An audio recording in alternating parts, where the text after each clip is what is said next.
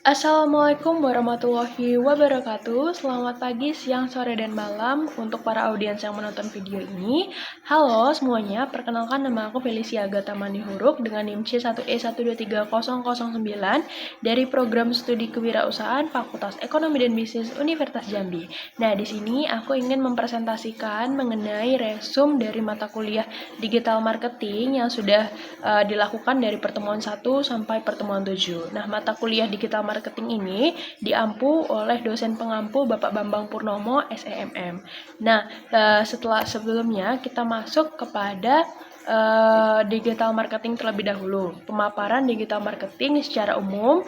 Nah, yang aku pelajari bahwa digital marketing ini adalah sistem pemasaran yang mengintegrasikan teknologi, kreativitas, dan juga data. Nah, tujuan dari digital marketing ini untuk membangun hubungan dengan pelanggan melalui media sosial. Lalu materi kuliah yang saya pelajari ini mencangkup dari konsep dasar digital marketing, lalu media sosial, e-commerce, website, SEO, dan affiliate marketing. Nah, secara keseluruhan, mata kuliah ini membahas mengenai berbagai teknologi digital yang digunakan untuk mendukung strategi pemasaran. Nah, fokusnya itu untuk memahami perilaku konsumen modern dan bagaimana bisnis dapat menjalin hubungan jangka panjang melalui berbagai platform digital yang sudah banyak pada saat ini. Nah, pada pertemuan pertama itu kita mempelajari mengenai pemaparan pengenalan digital marketing. Nah, di digital marketing ini materi awalnya aku mempelajari mengenai transformasi industri 4.0 di mana ada AI, big data, cloud, dan Internet of Things atau IoT. Lalu ada mempelajari mengenai perubahan dari research based economy menuju knowledge based economy. Nah, lalu aku mempelajari mengenai bisnis yang tidak beradaptasi itu bisa berisiko tertinggal. Nah, pada pertemuan pertama itu saya mempelajari mengenai pemahaman perubahan besar di dunia di bisnis akibat revolusi industri 4.0. Nah, teknologi seperti kecerdasan buatan atau AI, big data, cloud computing menjadi pengetahuan dan data sebagai aset utama. Oleh karena itu, perusahaan, usaha-usaha kecil maupun sampai usaha besar itu apabila tidak beradaptasi dengan sistem digital saat ini itu bisa kesulitan bertahan di tengah perubahan yang cepat. Lalu aku mempelajari mengenai fungsi dan tujuan dari digital marketing di mana aku mempelajari mengenai peningkatan brand awareness dan engagement, lalu mengubah audiens menjadi pelanggan dan loyalitas, lalu efisien dari segi biaya dan juga mudah diukur hasilnya apabila kita menggunakan digital marketing.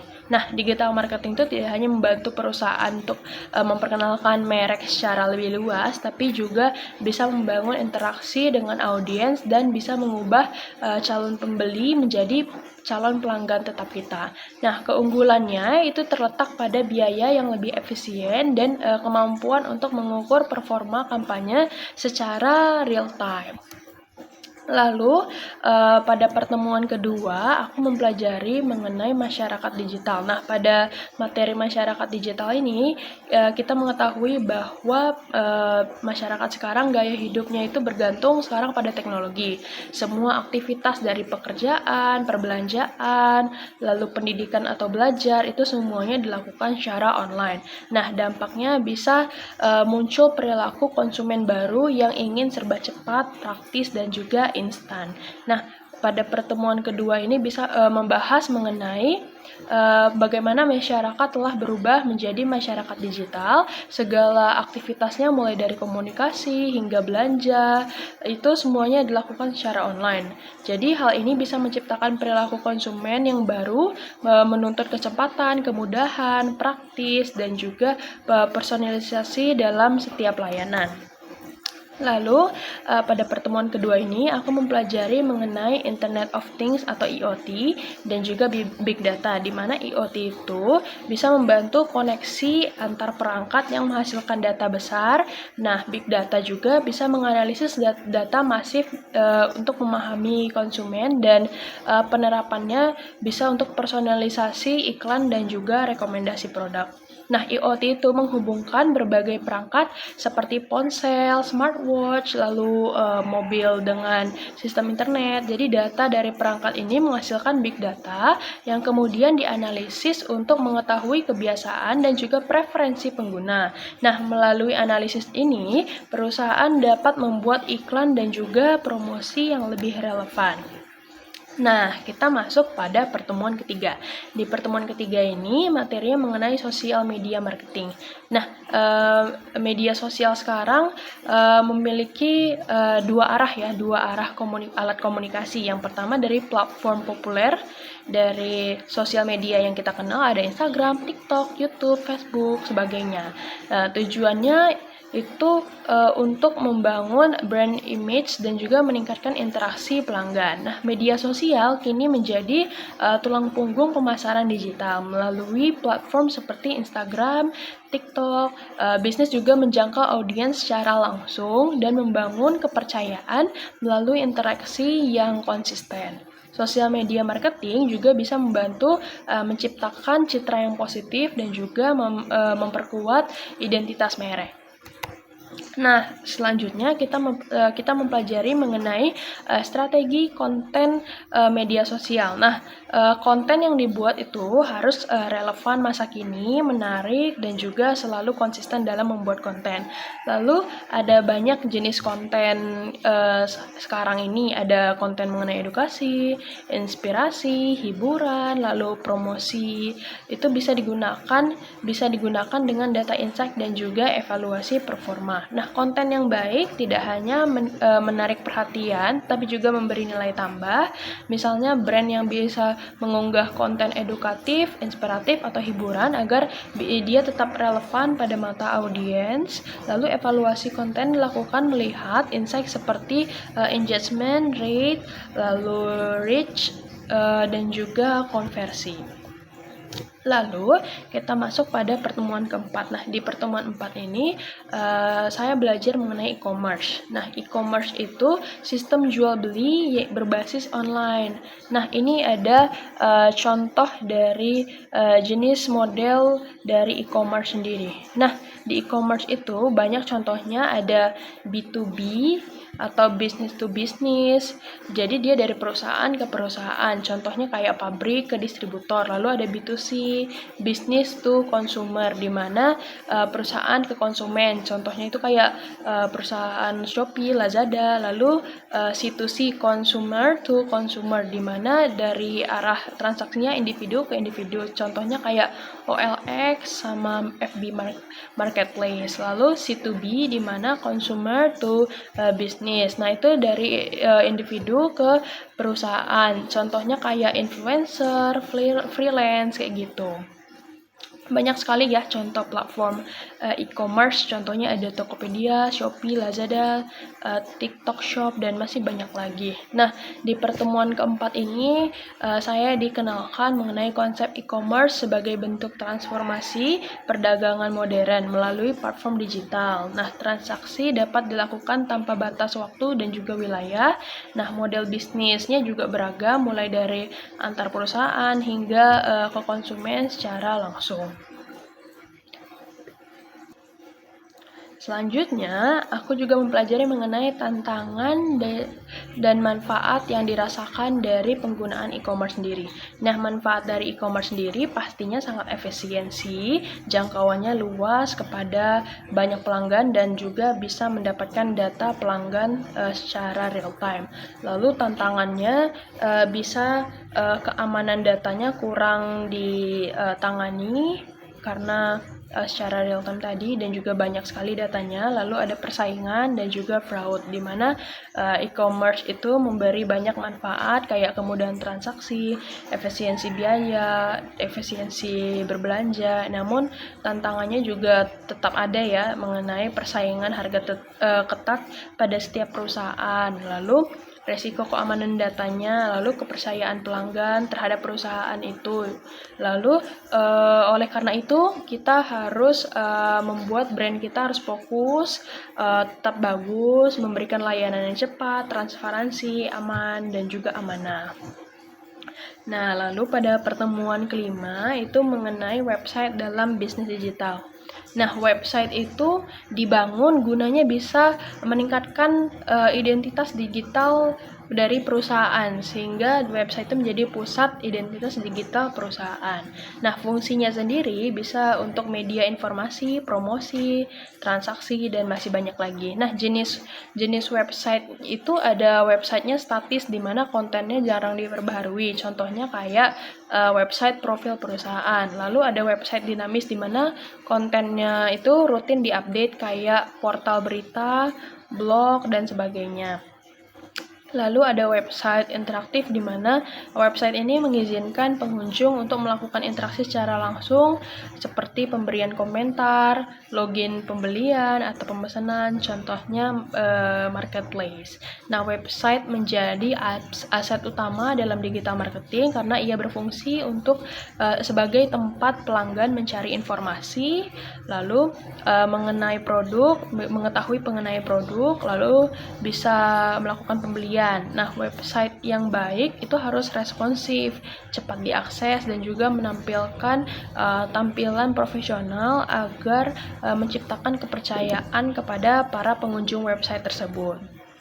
Nah, dari pertemuan kelima itu mempelajari mengenai elemen penting dari website. Ada domain dan hosting yang kredibel, desain user-friendly, dan navigasi, dan juga integrasi dengan SEO dan media sosial. Nah, website yang efektif itu harus memiliki domain dan hosting terpercaya.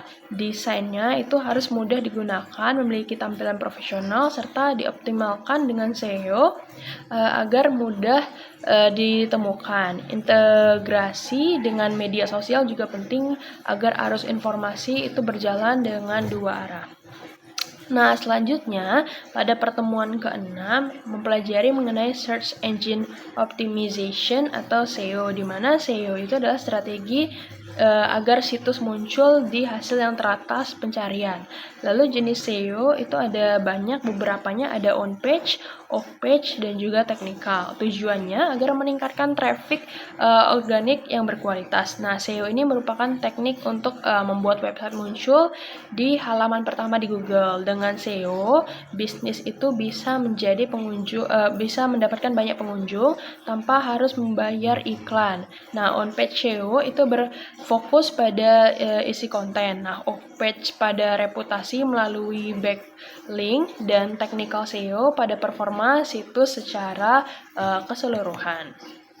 Nah, adapun komponen penting dari SEO sendiri, nah penggunaan kata kunci sesuai pencarian penggunaan, lalu struktur konten dengan judul dan heading yang relevan, lalu optimalisasi, kecepatan, dan mobile friendly, di mana dalam praktiknya SEO itu mengandalkan riset kata kunci untuk memahami apa yang dicari konsumen, lalu struktur kontennya harus logis, dan penggunaan headingnya yang relevan. Selain itu, juga memiliki kecepatan website dan kompatibilitas mobile menjadi faktor penting dalam menentukan peringkat pencariannya. Yang terakhir adalah pertemuan ke-7, materinya mengenai affiliate marketing, di mana konsep affiliate marketing itu promosi berbasis komisi penjualan dengan model biasanya yang digunakan adalah CPS atau cost per sale, CPA atau cost per action, atau CPL cost per lead. Contohnya itu seperti Shopee Affiliate, TikTok Shop Affiliate. Nah, pada pertemuan ke-7 ini saya belajar mengenai affiliate marketing sebagai bentuk kerja yang sama antara perusahaan dan juga individu atau influencer. Nah, affiliate itu mempromosikan produk melalui tautan khusus dan mendapatkan komisi apabila para audiensnya itu membeli barang dari link tautan khususnya itu. Nah, sistem ini efisien karena perusahaan hanya membayar berdasarkan hasil nyata penjualan di link affiliate influencer tersebut. Nah, adapun integrasi strategi digital ada keterhubungan antara elemen digital, funnel pemasaran, awareness, ke consideration, lalu ke conversation, lalu terakhir ke retention, di mana peran data dan analitik dalam pengambilan keputusan. Nah, seluruh strategi digital itu sering terintegrasi media sosial membangun kesadaran. Nah, SEO menarik traffic, e-commerce memfasilitasi penjualan, dan affiliate itu memperluas jangkauannya. Nah, kesuksesan digital marketing sangat bergantung juga pada data dan analitik untuk menentukan langkah yang paling efektif untuk melakukannya. Nah, demikianlah presentasi saya. Adapun kesimpulan yang bisa saya berikan bahwa pembelajaran digital marketing itu penting karena digital marketing adalah kombinasi antara teknologi, kreativitas, dan data, dan sangat baik untuk dipelajari pada masa kini, dan juga fokus utamanya banyak seperti memahami pelanggan, menciptakan nilai, dan sebagainya. Dan juga bisnis itu rata-rata harus menggunakan digital marketing karena harus adaptif ya, inovatif, dan juga berbasis analisis data. Sebagai terakhir kesimpulan yang bisa saya berikan bahwa digital marketing itu tidak hanya memasarkan produk secara online, tetapi bisa memahami pelanggan, menciptakan pengalaman yang bernilai dengan strategi yang adaptif, kreatif, dan berbasis data. Bisnis itu bisa bertahan dan tumbuh di tengah persaingan digital yang semakin kompleks. Demikian presentasi saya, mohon maaf apabila ada salah-salah kata. Sekian resume dari mata kuliah digital marketing yang sudah saya pelajari. Semoga pembelajaran dari digital marketing dari pertemuan 1 sampai 7 ini menjadi bekal untuk saya ke depannya. Terima kasih sebelumnya, terima kasih kepada Bapak Bambang Purnomo SEMM. Demikian presentasi saya tutup. Wassalamualaikum warahmatullahi wabarakatuh. Terima kasih.